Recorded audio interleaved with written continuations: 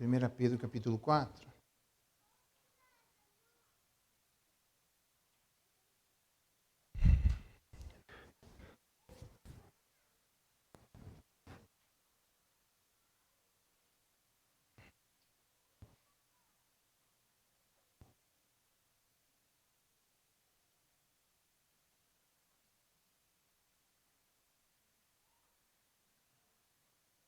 Primeira carta de Pedro, capítulo 4, verso 1 em diante, diz assim: Então, tendo Cristo sofrido na carne, armai-vos também vós do mesmo pensamento. Porque aquele que sofreu na carne deixou o pecado, para que no tempo que vos resta na carne, já não vivais de acordo com as paixões dos homens, mas segundo a vontade de Deus. Porque basta o tempo decorrido para terdes executado a vontade dos gentios, tendo andado em dissoluções, concupiscências, farras, borracheiras é farras, tá, gente? Farras, orgias, bebedices e em detestáveis idolatrias. Desta forma, difamando-vos, estranham que não concorrais com eles ao mesmo excesso de devassidão, os quais hão de prestar contas àquele que é competente para julgar vivos e mortos.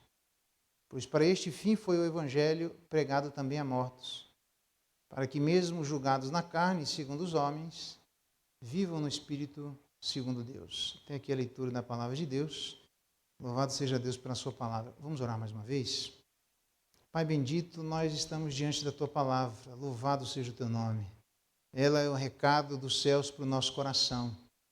Mas temos muitas limitações, tanto quem fala quanto quem ouve. Só o teu Espírito para vencer essas limitações, para que o recado celestial chegue ao nosso coração, e esse é o nosso clamor. Fala profundamente a cada um de nós, nos ajuda nisso, alimenta-nos e nos desafia-nos na tua palavra. É a nossa oração e clamor, em nome de Jesus. Amém. Muito bem, eu vou pegar meu cachecol que eu estou com frio. Aqui começou agora o processo de refrigeração pastoral, né? Vou gelando de um jeito aqui que não é brincadeira. Muito bem, o meu objetivo é conversar com vocês sobre como viver segundo a vontade de Deus. Na verdade, isso está escrito aí no verso 2. Para que no tempo que vos resta na carne, eu vou explicar, né? Já não vivais de acordo com as paixões dos homens, mas vivam segundo a vontade de Deus. Então, o texto que ele está expressando aqui, ele fala isso. Ele está tentando explicitar aos irmãos da igreja qual é a maneira de viver segundo a vontade de Deus.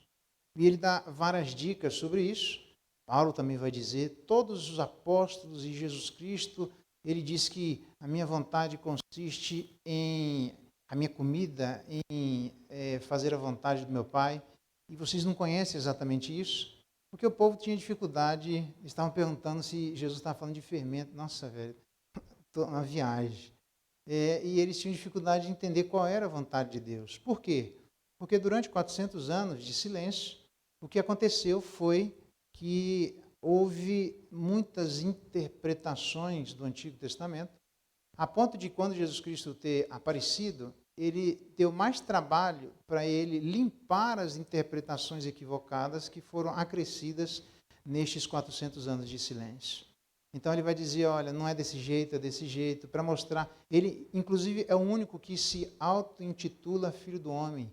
Ninguém chama Jesus Cristo no Novo Testamento de o Filho do Homem, só ele mesmo se chama Filho do Homem. A razão para isso é porque havia um entendimento equivocado que foi construído no silêncio sobre quem seria o Messias. E Jesus Cristo está tentando demonstrar com isso que o Messias não é quem vocês estão pensando, é quem eu estou dizendo. E aí ele vai tentando demonstrar qual era a vontade do Pai. Então eu só estou dizendo isso porque sempre houve um empenho por parte de Jesus Cristo, por parte de Paulo, que escreveu boa parte do Novo Testamento, e por parte de Pedro agora, vamos ouvir nas palavras de Pedro o que é que ele acha que a gente deve fazer para viver segundo a vontade de Deus. Eu digo aqui que a primeira atitude claramente apontada por Pedro é por uma atitude mental.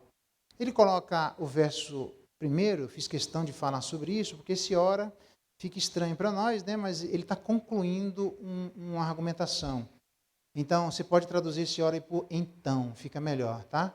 O que ele acabou de dizer no capítulo 3, que nós vimos isso na vez passada, que é Jesus Cristo veio em carne e ele foi ressuscitado pelo Espírito Santo, e a luz do Espírito Santo, não obrigatoriamente depois da ressurreição, mas a luz do papel do Espírito Santo na vida dele, ele esteve na boca de Noé, falando por 120 anos aos espíritos que agora estavam presos, lá também estavam por conta do pecado, e Noé, que era o pregador da justiça. Aliás, até a Bíblia nos diz que do céu vem a nova Jerusalém, nos quais habita a justiça, né? Então, Noé era pregador da justiça, e Jesus já falava por boca dele. Então, ele está dizendo a vida das pessoas que sofrem naquele momento, que Jesus Cristo, que estava sendo crucificado, humilhado, ele foi ressuscitado, pelo Espírito Santo ele estava em Noé, e agora ele foi ascendido, né, a estar à direita de Deus, governando todos os anjos, bons e ruins, principados e potestades. Então, o que aconteceu? O que eu estou fazendo? Não fiz nada aqui. Aquele que foi humilhado é aquele que agora está exaltado. Então, à luz do que aconteceu com Jesus Cristo no período do seu ministério terreno, conclui: tendo Cristo sofrido na carne. Ele não está pensando exclusivamente na morte de Jesus Cristo na cruz do Calvário. Ele está pensando com a expressão sofrido na carne, todo o período do ministério terreno de Jesus Cristo. Inclusive, antes do ministério terreno de Jesus Cristo, desde o seu nascimento. Porque ele foi obediente em tudo e certamente ele sofreu, não só para exercer o seu ministério terreno, mas inclusive para ser obediente. Porque ele não tinha absolutamente nenhum pecado. Então ele se utiliza agora de uma linguagem militar, quando ele fala armai-vos, que é literalmente a semelhança de Paulo, quando ele fala da armadura de Deus. Ele fala de um capacete, ele fala de uma espada, ele fala da couraça da justiça, ele fala dos nossos pés. E aqui ele vai dizer, de maneira diferente de Paulo, que a armadura diz respeito ao nosso pensamento. A maneira como nós conduzimos a nossa história deve ser na mesma maneira que Jesus Cristo conduziu a sua história, sendo absolutamente obediente em todas as coisas. Então, armai-vos, todos aqueles que vão para a batalha, sabem que está em risco não só a quem ele está defendendo, mas está em risco a sua própria vida. Então, é comum pessoas antes da batalha fazerem um check-up para ver se todas as suas utensílios para a batalha estão devidamente usáveis. Não dá para ele chegar no meio da batalha e tentar limpar a arma dele. Não dá para ele saber se está muito bem pendurada, se ele usar uma espada, que quando ele sair correndo, que ele for buscar a espada ficou para lá para trás, porque não estava adequado. Então, antes de sair, existe uma tarefa do soldado para verificar se ele está em pleno uso das suas armas, para que ele faça bom uso no momento em que houver necessidade. Paulo se utiliza disso para dizer que no ambiente de oração nós deveríamos nos utilizar de todos os elementos das armas espirituais, porque uma batalha espiritual só se vence com as armas corretas, que são armas espirituais. Paulo apresenta determinadas armas espirituais, mas Pedro apresenta uma outra arma espiritual, onde ele diz que a gente deve, não é andar armado em relação ao outro, não é andar reticente em relação às pessoas à nossa volta, mas é andar com a postura no nosso pensamento, que era a mesma postura que existia no pensamento de Jesus Cristo. Então, a gente deveria se perguntar, ou eles deveriam se perguntar, qual era o pensamento de Jesus Cristo no seu crescimento e no exercício do seu ministério terreno. A gente vai ver, por exemplo, tem um texto de Paulo aos Filipenses, quando ele diz que Jesus Cristo não usou com usurpação ser igual a Deus. A melhor tradução que existe ali é a tradução espanhola, quando ele diz que Jesus Cristo não se aproveitou do fato dele ser Deus. Quando ele se esvazia, ele não está se esvaziando da sua divindade, Ele está se esvaziando do seu direito de ser Deus, onde ele não precisava ter vindo fazer o que ele fez. Ele não era obrigado a fazer isso. Então, ele mentalmente ele vem de vontade própria. Mentalmente ele vem e só consegue exercer o seu ministério terreno porque ele se esvazia dos seus direitos iniciais. E aí ele consegue vencer as batalhas, ele consegue falar com autoridade, porque ele mesmo diz a Pedro que agora é a hora das trevas, não é o meu momento, ainda não chegou, mas vai chegar. Então, essa postura que Jesus Cristo teve na vida, aos 12 anos, quando a mãe dele chega e pergunta, mas onde é que você estava? E ele diz com toda clareza, não tem nada a ver com aquele filme que apresenta um Jesus Cristo titubeante, em dúvida, onde ele não sabe qual é a identidade, muito menos o seu propósito. Jesus Cristo sempre soube, desde pequenininho, qual era o seu propósito, e aqui ele veio. E ele diz, você não sabe que a mim me cabe estar na casa de meu pai? E ela guardava essas coisas no coração. E essa postura de Jesus Cristo, desde a sua infância, desde o Espírito Santo enchendo o coração de Jesus Cristo ainda no ventre de Maria, desde pequenininho, o Espírito Santo era o grande companheiro de Jesus Cristo. E ele demonstra, não é uma sabedoria quando ele inicia o seu ministério terreno, ele já demonstra desde a infância, desde a mais tenra idade, que havia algo de absolutamente especial na vida de Jesus Cristo. E quando ele vai iniciar o seu ministério terreno, aquilo ali nada mais é do que a coroação do que ele já vem fazendo durante 30 anos. Ele não começa a obedecer com 30 anos. Ele vai obedecer aquilo que era a profecia, onde normalmente os profetas chegavam à sua maturidade aos 30 anos e exerciam o seu ministério a partir disso, em linhas gerais, em regra, e Jesus Cristo demonstra que havia se cumprido essa profecia nele, e agora ele começa a fazer de maneira pública aquilo que ele fez de maneira privada e nós não sabemos. O que é que fez Jesus Cristo do período do seu nascimento até os 30? É só você saber o que é que ele fez dos 30 aos 33 que você vai saber o que ele fez do nascimento até os 30. A obediência sempre existiu no coração de Jesus Cristo, mas ele sempre abriu mão do seu direito de quem ele era, senão ele jamais conseguiria fazer o que ele fez. Ele sempre fez de livre vontade, ele sempre fez por amor. E todas essas coisas, as quais o verso 1 diz, então, concluindo quem Jesus Cristo era, que fechou o ministério terreno dele, as mesmas coisas que existiam no pensamento de Jesus Cristo devem também existir no pensamento da igreja, se nós queremos literalmente viver segundo a vontade de Deus. Precisa existir um clique mental, e é exatamente aquilo que Paulo diz, que todos nós devemos ter um só pensamento, uma só alma, e todos estamos em comum acordo, vivendo de acordo com a vontade de Deus na nossa vida. Então, as coisas que existiam na mente de Jesus Cristo são as mesmas coisas que precisam existir na mente da igreja. Às vezes, nós não conseguimos vencer as dificuldades da vida porque, por alguma razão, nós não temos a mesma mentalidade. Se nós queremos viver uma vida segundo Deus, a primeira atitude que precisa existir no nosso coração é uma atitude da mente. Então nós devemos orar, Senhor, dai-me a mente de Jesus Cristo. Mas a mente que abriu mão, a mente que amou, a mente que perdoou, a mente de alguém que agiu serenamente e foi rejeitado, inclusive pelos seus, o seu povo e os seus, a sua própria família. As pessoas estavam em dúvida a respeito do que Jesus Cristo estava dizendo. Era muito ousado as suas palavras, mas ele falava como quem tinha autoridade, porque ele falava sempre de consciência limpa. Ele falava sem ter nada que colocasse como obstáculo entre ele e Deus, que fizesse separação entre ele e Deus. Havia um absoluto e limpo conexão entre ele e o Pai. E ele cansou de demonstrar isso de maneira pública para que nós aprendêssemos o que é que existia na mente de Jesus Cristo. Ele chega ao ponto de dizer, quem de vocês me convence de algum pecado? E não é por falta de tentativa. Ninguém conseguiu. Num certo sentido, a gente também deveria ser capaz de dizer isso. Quais são os erros que eu tenho cometido? E as pessoas deveriam ter dificuldade de achar. Se você vai dizer que isso é muita pretensão, é só olhar para a vida de Daniel, por isso que eu fiz menção de Daniel. As pessoas procuraram um defeito em Daniel, porque eles queriam crucificar Daniel. E a pergunta é, o que eles acharam? Procuraram, mas o que... Mas procura de novo. Tem certeza? Não tem nada.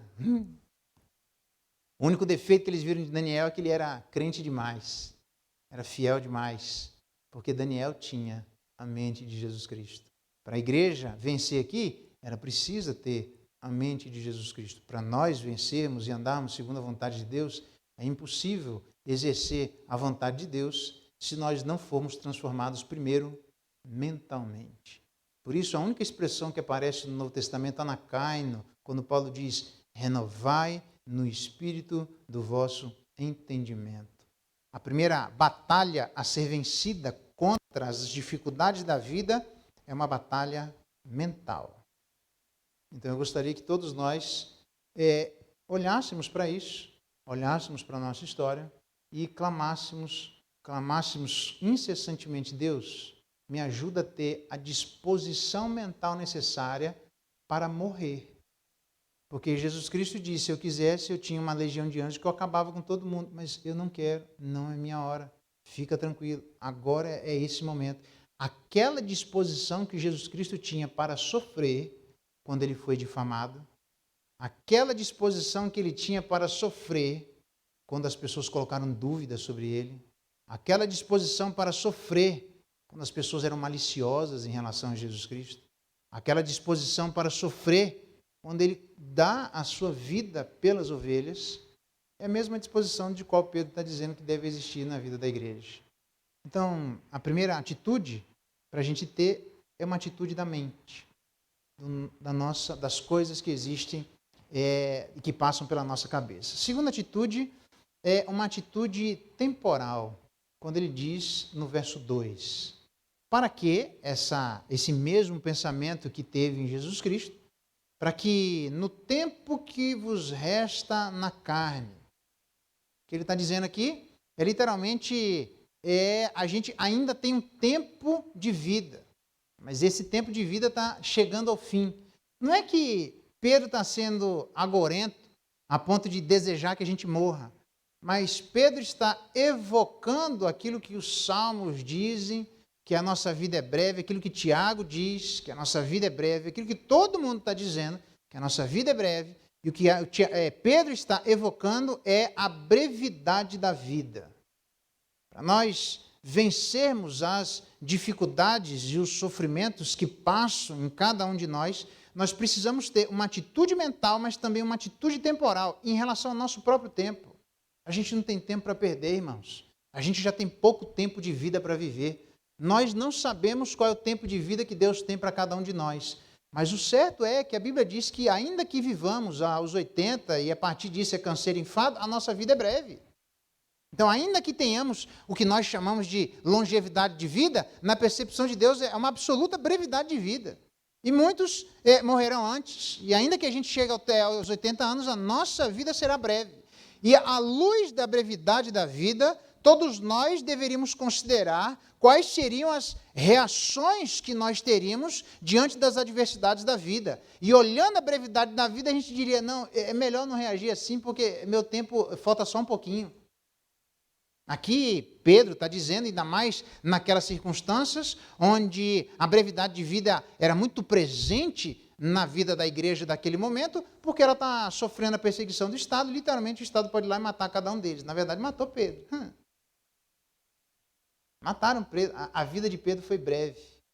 E ele está dizendo, não façam como eu fiz, porque eu não tive, de novo Pedro se referindo a isso, eu não tive a preparação mental necessária. E na hora que eu fui questionado, eu neguei. Achava que tinha preparação mental e não tive. Achava que tinha os aspectos mentais que existiam, as mesmas disposições em Jesus Cristo, e Jesus Cristo esfregou na minha cara que não era verdade. Mas depois, então, que ele entende, está tentando ensinar a igreja a não cometer os mesmos erros que ele mesmo cometeu, ele diz, agora considere a brevidade da vida, e eu fico imaginando as pessoas que ficaram vivas depois da morte de Pedro. Pedro falou que a vida era breve, não é que a vida dele foi de fato breve? E aí ele não tinha tempo para perder, mas nós não sabemos quanto tempo teremos, então já que nós não sabemos, a gente deve viver como se hoje fosse o nosso último dia a ser vivido. O problema é que a gente só vive isso quando a gente tem um diagnóstico que aparenta uma sentença de morte. Quando nós temos esse diagnóstico, aí a gente repensa completamente a nossa história. O que Pedro está dizendo é, não precisa ter esse tipo de diagnóstico, porque a nossa vida já é breve. Então, leve em consideração a brevidade da sua vida quando você for reagir diante das vicissitudes, calúnias, difamações, que era o que a igreja estava passando, e muitas delas até pela própria morte. Na verdade, Pedro vai dizer que o fim não está longe, e nós deveríamos prestar atenção nas paixões. Não é isso que ele diz? Para que no tempo que vos resta na carne, não vivam de acordo com as paixões. Paixões é uma expressão muito repetida na carta de Pedro. Como filhos da obediência, não vos amoldeis às paixões que tínhamos anteriormente na ignorância. Ele vai dizer, ainda logo adiante, que Deus nos resgatou pelo vosso fútil procedimento que legaram ou herdaram os vossos pais. Nossos pais nos passaram uma empresa falida. Eles não tinham como passar diferente. E Deus nos resgatou dessa falência. Ele vai dizer ainda adiante que nós não deveríamos ceder às paixões carnais, nós já vimos isso, que fazem guerra contra a alma. E agora ele está dizendo que nós não deveremos andar segundo as paixões dos homens. Porque não faz o menor sentido, levando em consideração a brevidade da vida, nós gastarmos em coisas que ele já demonstrou que eram fúteis, ele já demonstrou que eram inúteis, ele já demonstrou que nós não deveríamos estar debaixo da influência humana, mas debaixo da influência do verdadeiro homem. Não debaixo da influência da carnalidade, mas debaixo da influência da espiritualidade. Porque a gente não tem tempo para perder.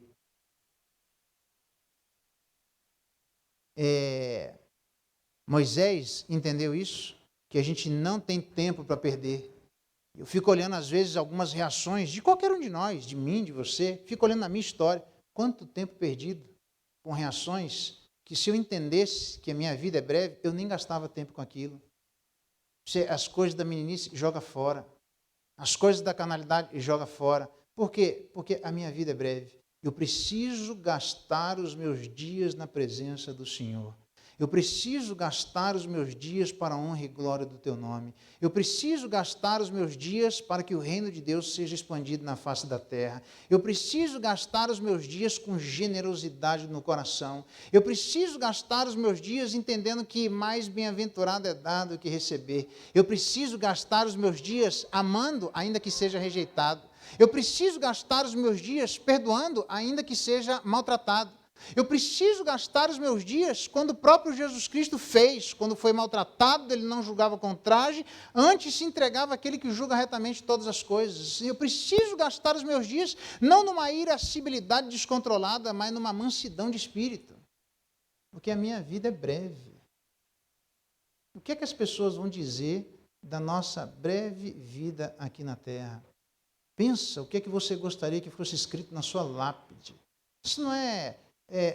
O problema é que a nossa arrogância, Tiago diz isso, amanhã nós vamos fazer negócio, amanhã eu vou planejar, e Tiago disse, vocês são arrogantes, você nem sabe se Deus vai dar esse dia para vocês, vocês deveriam dizer, se Deus quiser nós estaremos lá, pode ser que para muitos de nós esse seja o último culto presencialmente que nós tenhamos, é que a gente fala isso e diz, nossa, credo, isola, não tem isola não, irmãos, a verdade é essa, nossa vida é assim, nossa vida está na mão de Deus. A Bíblia diz que o camarada lá que desconfiou de Micaías, que era rei, e ele foi disfarçado, se ele desconfiava tanto de Micaías, por que ele se disfarçou de rei, se disfarçou de não rei? E aí os camaradas tentaram matar, não conseguiu, veio uma flecha atirada a esmo. Estava na guerra, ele estava longe, ele estava protegido. Ela pega na fresta. Irmão, há tantas mortes que nós olhamos que são mortes prematuras, mortes sem explicações humanas, mortes em que as pessoas se preocupam com uma coisa e morrem de outra, mortes em que humanamente a gente não consegue explicar, porque a gente gosta das explicações do porquê as pessoas morrem.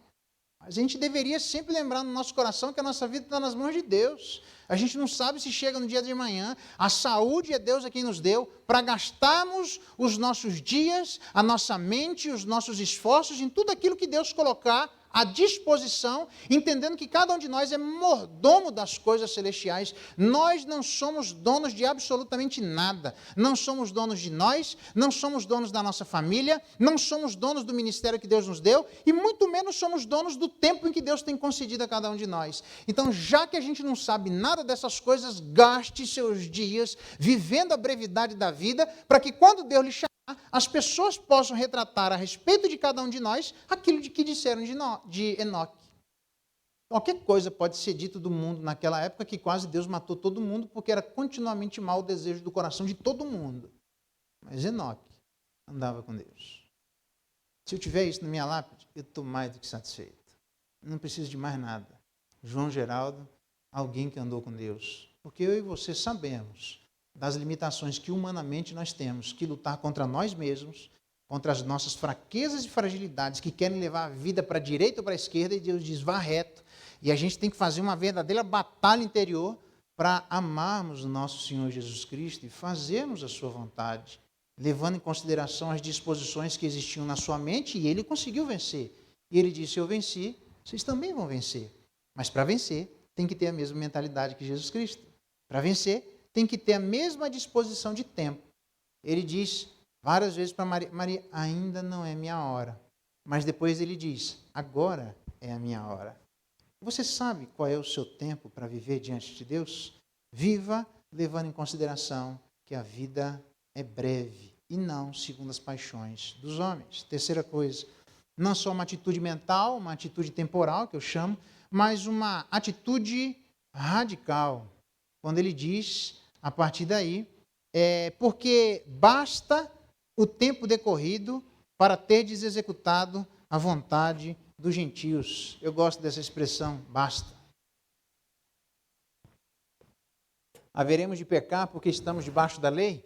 A Escritura diz lá em Romanos, de jeito nenhum, que é a expressão que Paulo se utiliza, a grega, mais forte que existe, mais intensa, para demonstrar, mas em hipótese alguma, isso sequer deve pensar na nossa mentalidade, se estamos debaixo da graça, nós fazemos o que quiser.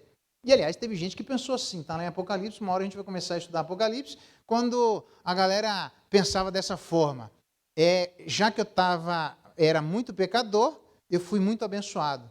Então, para ser mais abençoado, eu tenho que pecar mais. Tem gente que pensava desse jeito. Não tem nada, isso é um silogismo, é falso, tá, gente? Era o que os nicolaítas pensavam, está tudo errado. Então, nada a ver com isso. Então, o que ele está dizendo é que o basta do verso 13, o tempo decorrido que nós gastamos o nosso tempo inutilmente fazendo a vontade dos gentios. Ele está dizendo, não só a nossa vida é breve, como ele está dizendo, vocês já gastaram tempo demais na sua vida quando vocês, independentemente do tempo que foi para cada um de nós, quando nós gastamos o nosso tempo longe do Senhor.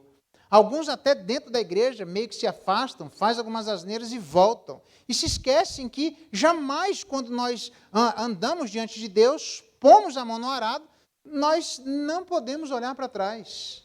Nós deveríamos levar em consideração que, mais do que suficiente, nós desperdiçamos o nosso tempo quando nós utilizamos para executarmos a vontade dos gentios. Vocês já desprezaram o tempo de vocês precioso que Deus deu para alguns de vocês.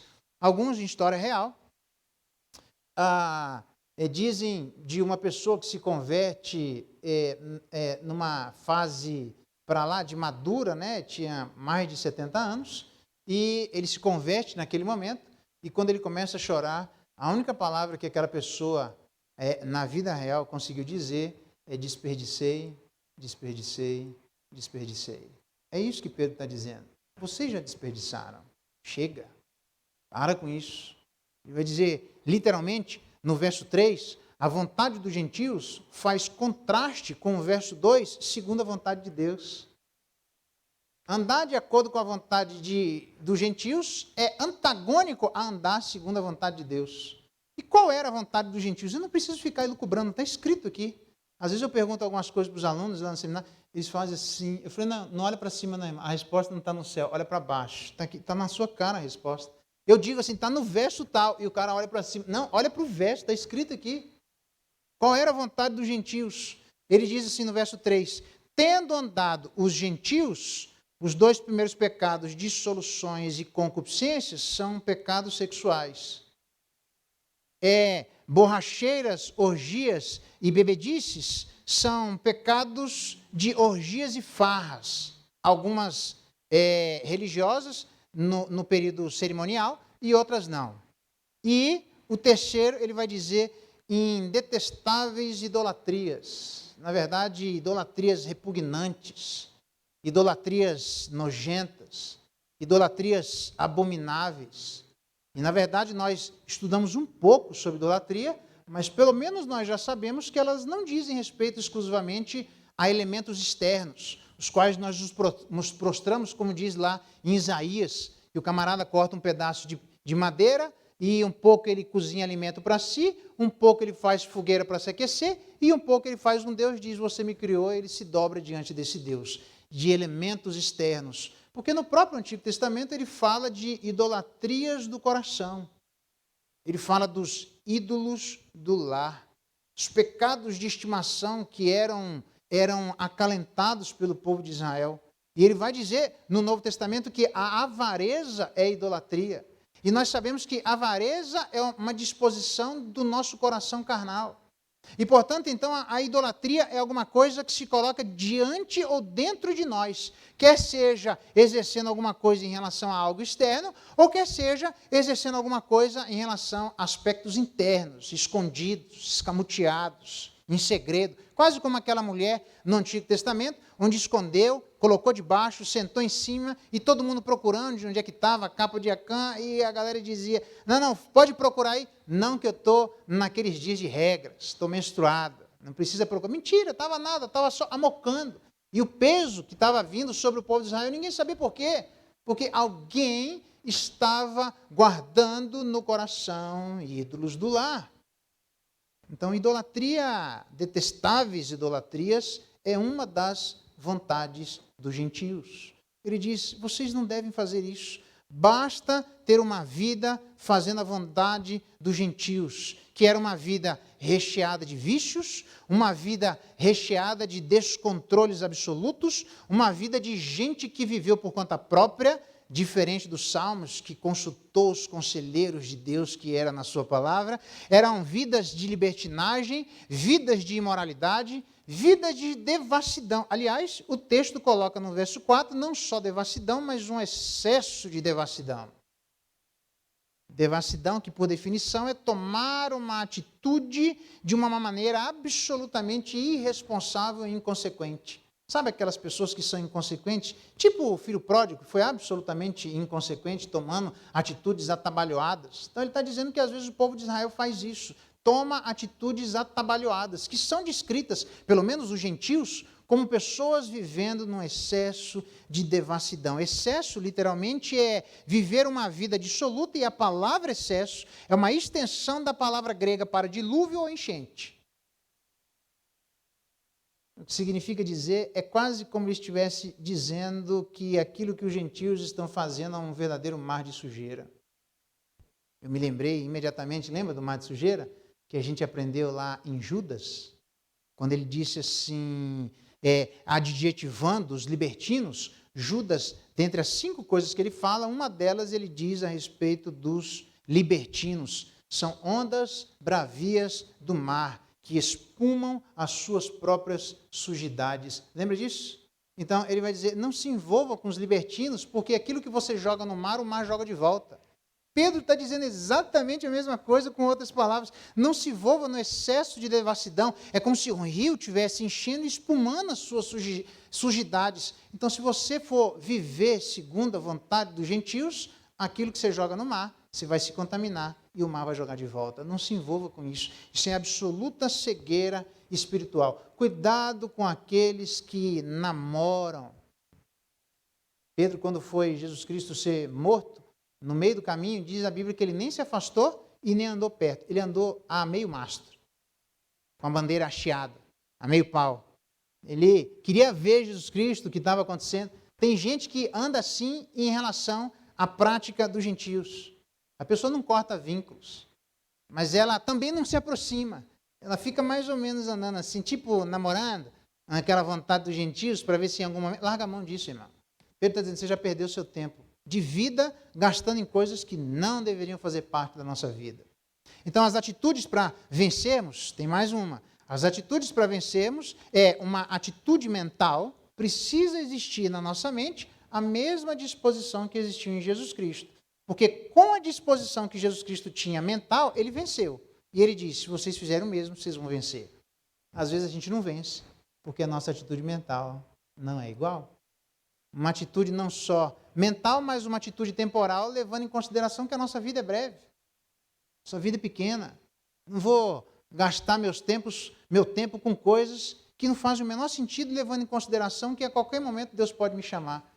Então, Deus, só para a gente fechar esse ponto, chamou a vida de Moisés. Quando a Bíblia fala da velhice, fala das pessoas como se esvaindo o vigor, fala das pessoas como se escurecendo os olhos, não é assim? Para mostrar que a velhice está chegando.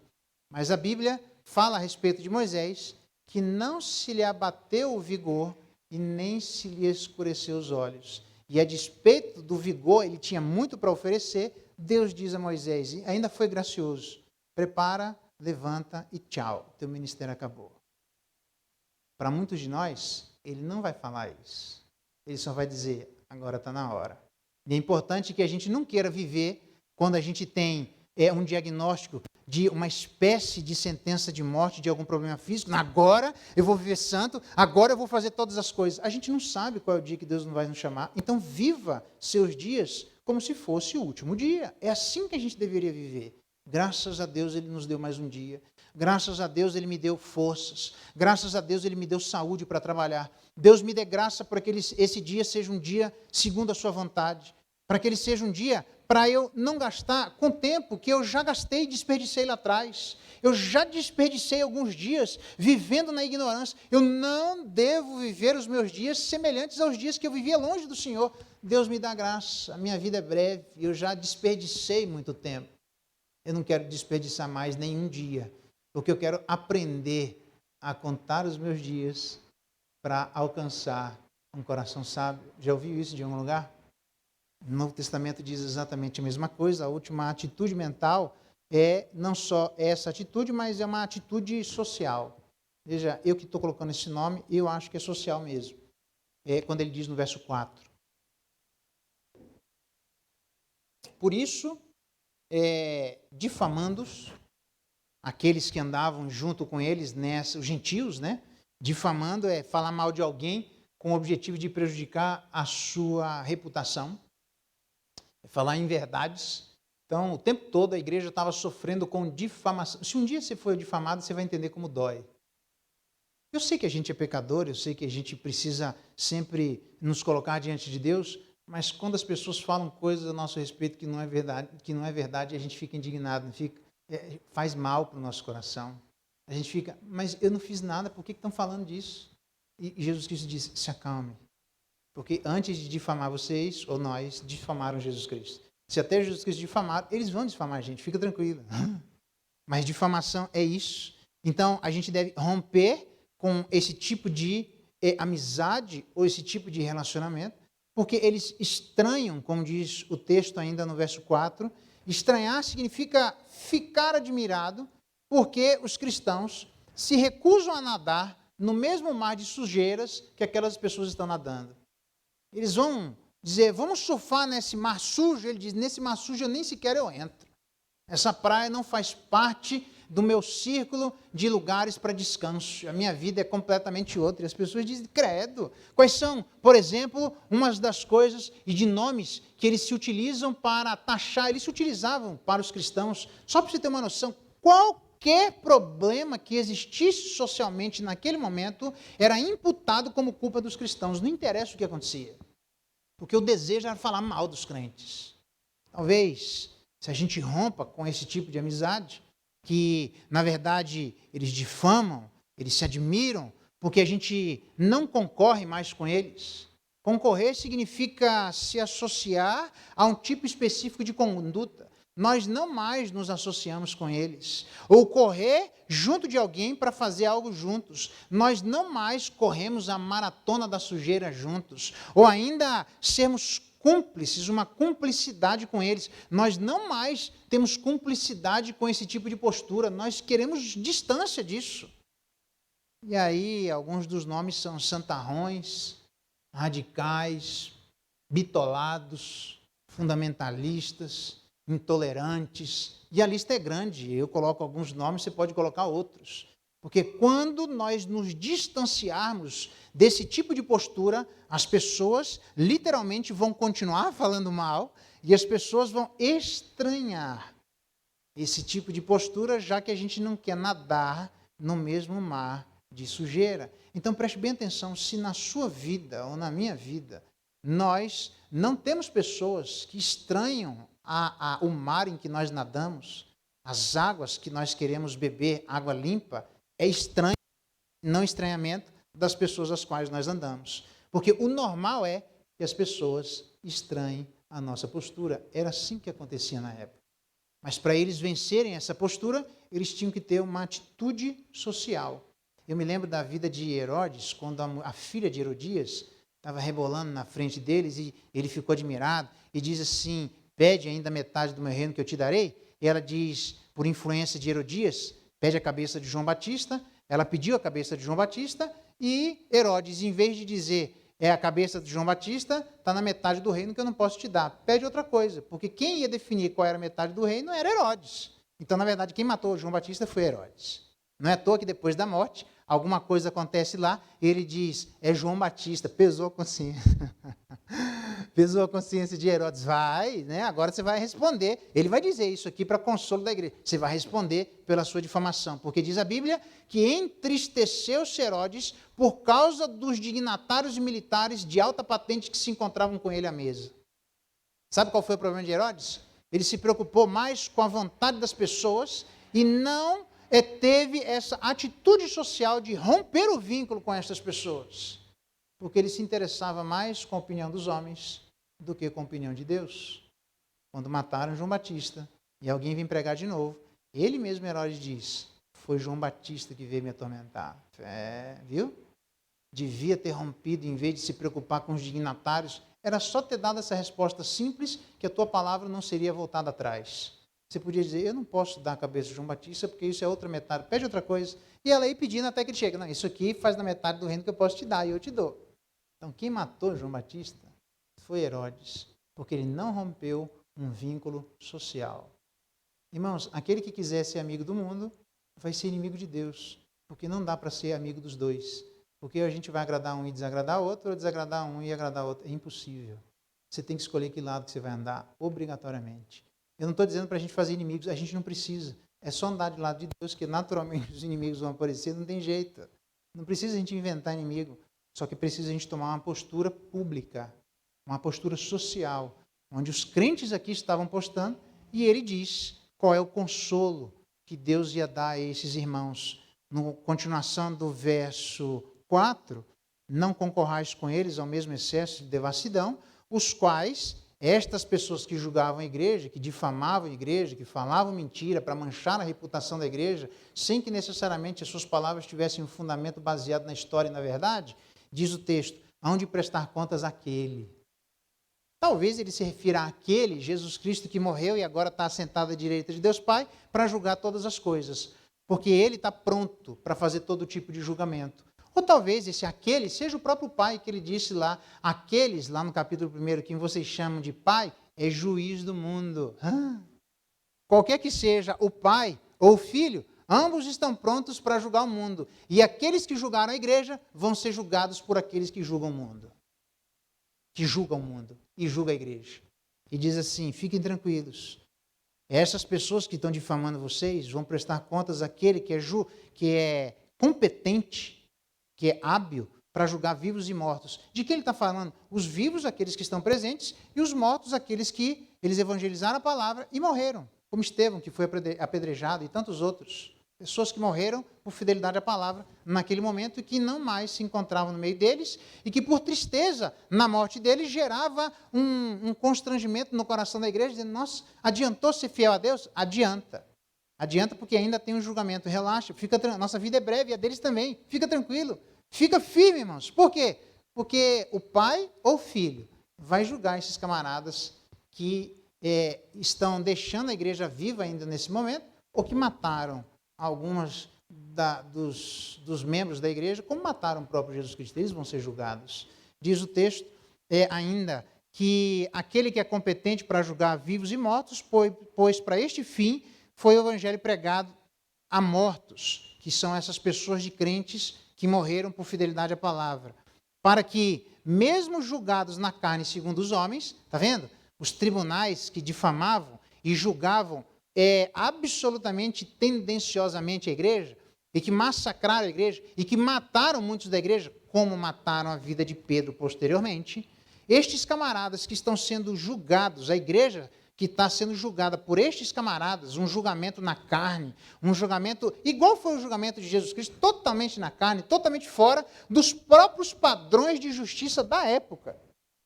Eles simplesmente foram fazendo de maneira atabalhoada, porque eles queriam matar Jesus Cristo. Fizeram a mesma coisa em relação à vida da igreja, fizeram a mesma coisa em relação à igreja, mas esses agora são julgados, porque estas pessoas que morreram por fidelidade à palavra, agora vivem no Espírito segundo Deus. Ele está dizendo que onde é que estão, não é purgatório não, tá, irmão? Não tem nada a ver com isso, mas as pessoas depois da morte, estas que foram julgadas segundo os homens, elas estão vivendo depois da morte segundo Deus. E aqueles que mataram segundo os homens, agora estão, eu imagino que a batata de Herodes está assando até hoje e não vai parar, porque o inferno não é o lugar final. O lugar final é o lago de fogo e enxofre, no qual jogarão a morte, jogarão Satanás, seus anjos e inclusive o próprio inferno. E todos aqueles que foram desobedientes, julgando segundo os homens. É um consolo para a igreja. Então isso não é purgatório, porque a ideia de purgatório é que é uma chance de conversão. Quem está no inferno não tem mais chance de conversão. E quando voltar, a situação vai piorar, porque vai deitar no lago de fogo e enxofre. Então a igreja deveria olhar e dizer, não, eu estou fora disso. Então viva segundo a vontade de Deus. Seja firme, ainda que essa firmeza implique em morte. Porque em algum momento, aqueles que julgam equivocadamente a igreja, difamando e falando aquilo que não é verdade, eles vão responder. E aí vão viver e responder segundo os seus julgamentos. E nós que fomos, se vivemos segundo a vontade de Deus, que fomos julgados erroneamente, agora viveremos segundo Deus. A pergunta então, a gente quer ser julgado pelos homens ou a gente quer ser julgado por Deus? Se a gente quer ser julgado por Deus, ande, meu irmão, segundo a vontade de Deus. Há 4 coisas bem simples que eu e você deveríamos fazer para andarmos segundo a vontade de Deus. A primeira delas, uma atitude mental. Se não tiver a mente de Cristo, esquece. Sabe qual é o problema das brigas, das dificuldades, quando elas criam calo no meio da igreja, quer seja no casamento, quer seja na relação de pai e filho, na relação entre irmãos, seja lá o que acontecer, é porque a gente não vive com a mesma disposição mental de Cristo. Porque se a gente tiver a mente de Cristo, tudo se resolve. Segundo, tenha uma atitude temporal. A nossa vida é breve. A gente não tem tempo para gastar com essas coisas. Eu nem sei quanto tempo de vida eu tenho. Então, eu quero gastar os meus dias segundo a vontade de Deus. Entendendo que no dia que Ele me chamar, eu digo, Maranata, vem Jesus, pode vir porque eu cumpri minha carreira, eu estou pronto. A despeito de não se me abater o vigor, ou os meus olhos não se escurecerem. Não me interessa a idade que Deus vai me chamar. Me interessa que eu gastei todos os dias na presença dEle. E é isso que Deus espera de mim e de você, como Ele esperava da igreja. Uma atitude levando em consideração a brevidade da vida. Mas uma atitude radical. Radical é entendendo o tempo que nós mesmos desperdiçamos quando andamos segundo a vontade dos homens, segundo os gentios, seguindo a vontade da carne e dos pensamentos, completamente longe dos nossos conselheiros, como diz o salmista. Ele diz, não faça isso. Se a gente tiver essa atitude radical de romper com a nossa própria história. Eu antes era desse jeito, eu desperdicei meu tempo, mas hoje não vou desperdiçar mais. Todos os dias eu vou gastar os meus dias na presença do Senhor. E por fim, uma atitude social. Todos nós temos vínculos, irmãos. Não é para nós não nos relacionarmos com aqueles que não são cristãos. É para nós entendermos que tem limite nas relações de crentes e descrentes. É para nós entendermos que a nossa prioridade é dizermos, eu te amo, ao Jesus. E isso deve se tornar fácil no nosso coração, no nosso cônjuge, na nossa casa, com os nossos filhos. Eu te amo, ó Jesus. Então, se existe alguém que não ama Jesus Cristo, a gente pode até andar em determinado momento. Vai chegar um ponto em que vai bater na encruzilhada. E você vai ter que escolher se você vai para a direita ou a esquerda. Precisa romper com os vínculos. Ainda que as pessoas difamem, porque elas estranham, a gente não anda no mesmo mar que elas andam. A nossa praia é outra, irmãos. A nossa praia é outra. Tem gente que está parecendo o cão voltando ao vômito. A nossa praia é outra. Larga a mão disso. Se os caras querem ir, pode ir, irmão. Fica à vontade. Eu não vou, porque eu tenho uma relação com Deus. Ah, mas ser bitolado, santarrão, e se joga... Tudo bem, irmãos. Mas eu não vou. Quando chegar e Deus nos chamar na nossa brevidade de vida, aí a gente vai fazer como aqueles caras de Apocalipse. E aí, senhor? Você não vai julgar, não? E ele vai dizer, fica tranquilo, calma. Está parecendo aquele filme lá, né? Calma. Os caras vindo com um cavalo, ele diz, calma. Que a hora que o leão da tribo de Judá for solto e vier em cima, porque a Bíblia diz que ele vem em ira, irmão, ninguém segura. E aí aqueles que julgaram segundo os homens, serão eles a prestar contas diante de Deus por aquilo que fizeram. Lembra da difamação que você falou da igreja assim? Fala comigo agora. Aí a conversa é outra, irmão.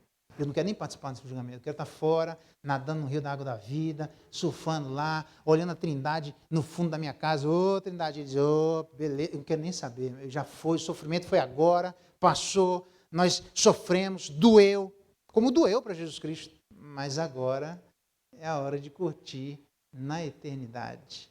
É hora de curtir todos os nossos dias, desfrutando da beleza da presença de Deus, não desprezando aquilo que eles fizeram, mas que cada um vai receber, segundo o bem ou mal que fez por intermédio do corpo. Se fizeram mal, Deus não foi por falta de aviso, vai retribuir. E para nós, Deus também está dizendo, não é por falta de aviso, não ande segundo essa vontade, ande segundo a vontade de Deus. Ele é capaz de julgar os vivos, e quando a gente morrer, ainda que for difamado, Deus vai julgar também os que morreram. Fica tranquilo, irmãos. Deus não é injusto para se esquecer da fidelidade de seus filhos. Então, o que Ele chama para cada um de nós nessa noite é termos uma atitude mental, uma atitude temporal, uma atitude radical e uma atitude social. Deus dê graça e nos ajude a todas essas atitudes, e aí sim nós conseguiremos fazer, não viver de acordo com as paixões dos homens, mas segundo a vontade de Deus. Vamos orar? Não sei como é que você veio e não sei o que é que você tem passado, mas eu sei o que Deus tem preparado para nós. Ore e se coloque diante de Deus. Depois eu vou no texto da ceia e pedir para o nosso irmão Sebastião orar, consagrando os elementos da ceia. Mas ore, pense em todas essas questões simples, acessíveis a nós, mas que a gente tem que ter cuidado com as nossas atitudes.